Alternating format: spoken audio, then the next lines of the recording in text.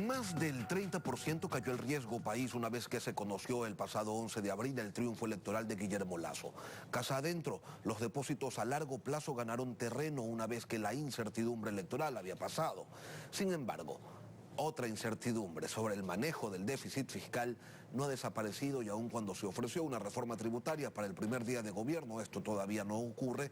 Y cuando el ministro de Finanzas habló del tema, lo hizo sin mucho tino y expresando que, cito textualmente, todos quienes ganan más de $550 somos parte del 50% más rico de los ecuatorianos y estamos llamados a ser parte de quienes hagan el esfuerzo. Hubo luego una tibia aclaración y después un profundo silencio. Lo cierto es que en el gobierno se cocina una reforma tributaria y hoy nos acompaña el exministro Fausto Ortiz para que nos cuente desde su experiencia y su criterio por dónde es que deberían ir los tiros. Economista, buenos días, bienvenido a Contacto Directo. Gracias, Lenin, gracias por la entrevista. Pese a la caída del riesgo país, es todavía 4 o 5 veces mayor la ecuatoriana que la de Colombia o la de Perú. La sostenibilidad de las cuentas fiscales está en entredicho. Resolver aquello no requiere únicamente de recortar el gasto público, sino también de incrementar los ingresos. El presidente Lasso ha dicho que busca que se incremente la producción petrolera, pero eso toma mucho tiempo. Es entonces una mayor recaudación el camino. ¿Cómo hacerlo sin afectar a una mayoría que está golpeada por la pandemia y que no termina en algunos casos y en otros no empieza todavía a levantar cabeza? Sí, siempre al final del día es una combinación. Algo por el lado de los ingresos, algo por el lado del petróleo, algo por el lado del recorte del gasto y donde no alcance el financiamiento. Esa es de alguna forma la receta normal. ¿Qué podemos esperar en el tema de impuestos en este año?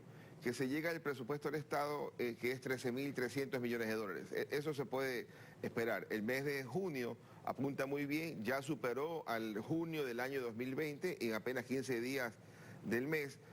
Seguramente va a superar al junio del 2019 cuando tengamos más de 960 millones de dólares de recaudación en este mes. Y eso significa que se está reactivando la economía. Significa que la economía empieza a reactivarse, a dar buenas señales, a que la gente quiere más dinamismo y quiere volver a la actividad como teníamos antes de la pandemia.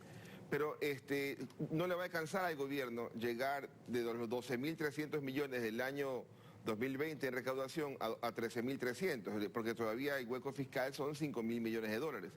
El petróleo que se programó con $50 y el Fondo Monetario lo visualizaba con $50 en los siguientes 4 años. Ya están más de 70. El petróleo está más de 70, bajémosle 4 puntos para Ecuador, está en 64, en 66.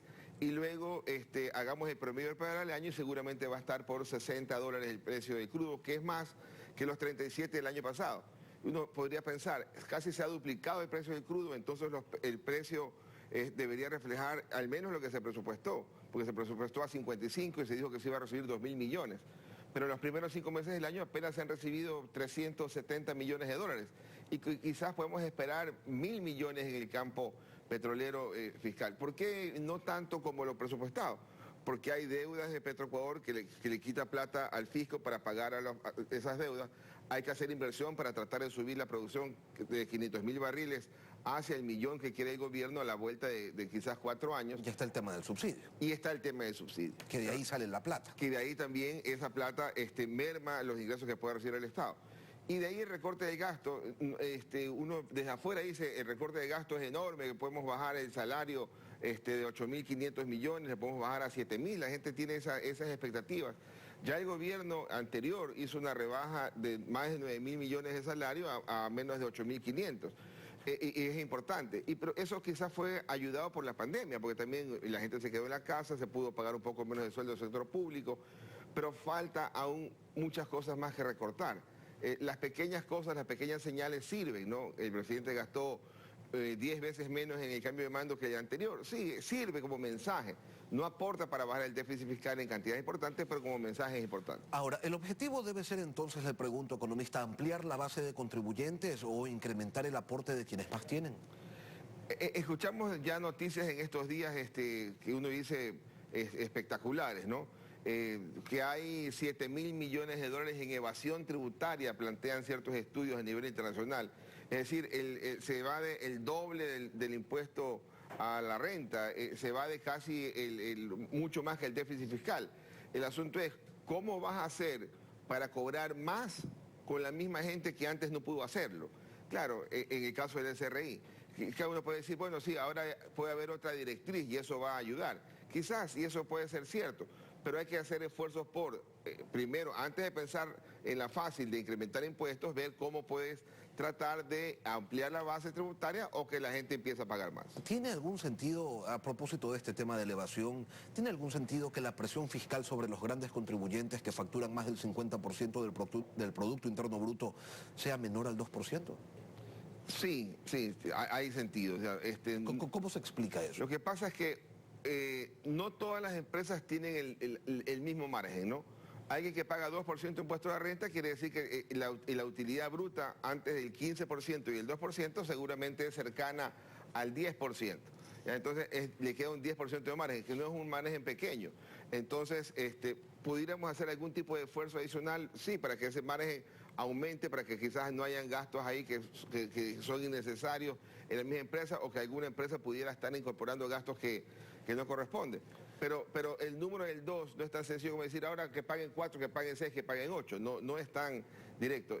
Al nivel global se paga impuesto a la renta, Ecuador bajo la media, pero no es que estamos en la última línea. O sea, hay que hacer esfuerzos para mejorar, por supuesto. Buscando incrementar la recaudación es quizás entonces el momento propicio para proponer un impuesto extraordinario al patrimonio. Sí, pero no podemos tener expectativas de que eso nos va a solucionar el hueco fiscal de 5.000 millones. En la crisis del 2016 por el terremoto, cuando se puso un impuesto patrimonial, eso le dio al país algo así como unos 300 millones de dólares. Entonces, pensemos que le podemos hoy día ir a buscar el doble, 600 millones de dólares, pero sigue habiendo un hueco grande, ¿verdad? Entonces, es una combinación, a cerrar las brechas del subsidio, incrementar recaudación, pero también controlar el gasto. Entonces, ¿cómo terminamos cubriendo? A través de esa mezcla, de esa combinación, es que se terminan cubriendo esos 8.500 millones de dólares que se necesitan para pagar capital de deuda, pero también para cubrir el déficit del presupuesto. Claro, la deuda para pagar deuda no es un tema tan complicado porque no incrementa el endeudamiento, ¿verdad? El asunto es que igual se te crea un problema de identificar a aquel que te quiera facilitar los recursos. La deuda complicada es la deuda que vas a necesitar para pagar tus gastos. Y seguramente este año vamos a ver otra vez el uso normal, que es los atrasos. Ojalá que los atrasos sean en grupos nuevos y no insistir en los atrasos de siempre. Los atrasos de siempre son la seguridad social, los gobiernos autónomos descentralizados. Y cero obra pública, pues, y ¿no? una obra pública completamente deprimida. Pero para conseguir recursos a bajo interés se necesita del aval del Fondo Monetario Internacional, una certificación de nuestra capacidad de pago. Economista, usted lo sabe perfectamente. En la otra orilla están los chinos y su oferta de dinero a cambio de petróleo, que no hay, y unas tasas de interés comercial. El camino a seguir parece ser bastante obvio, pero allí también hay condiciones por parte del Fondo Monetario Internacional. ¿Y cómo se las cumple si políticamente no hay espacio en la Asamblea para incrementarle 3 puntos al IVA, para continuar subiendo el precio de los combustibles, para hacer un recorte mucho más amplio en el sector público? ¿Cómo operar? El gobierno del presidente Lasso está flanqueado. Sí, el programa con el fondo hoy día se mantiene, por lo tanto quiere decir que hoy día el programa sigue a la espera de un incremento de 3 puntos del IVA. Lo que podría cambiar en las negociaciones es que ese incremento de 3 puntos del IVA pueda ser reemplazado por otra acción fiscal que le dé los mismos 1.500 millones de dólares de incremento. Uno. Y lo segundo, quizás esa acción pueda no ocurrir en el 2021, sino que se lo pueda lanzar hacia un poco más adelante. Pero lo otro es, el gobierno tiene que pasar mensajes a la ciudadanía para que la actividad económica incremente y para que de esta manera las empresas puedan pagar más impuestos sin necesidad de que se las vuelva a incrementar sus tasas. Es un poco el mensaje que le pasa el gobierno a la banca. Le dice el gobierno, el presidente de la República, banca, bajen las tasas de interés. De alguna forma te dice, bajen las tasas de interés antes que las baje yo por decreto. Y la banca guarda silencio, ¿no?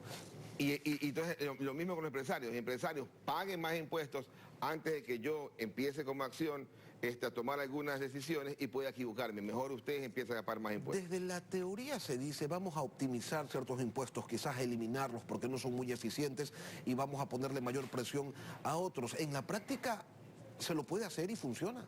No, No, hay que descartar, claro, si uno mira la línea de impuestos en el presupuesto del Estado, son 60 líneas de impuestos, ¿verdad? Entonces, de esos de ahí, 4 son los que recaudan más.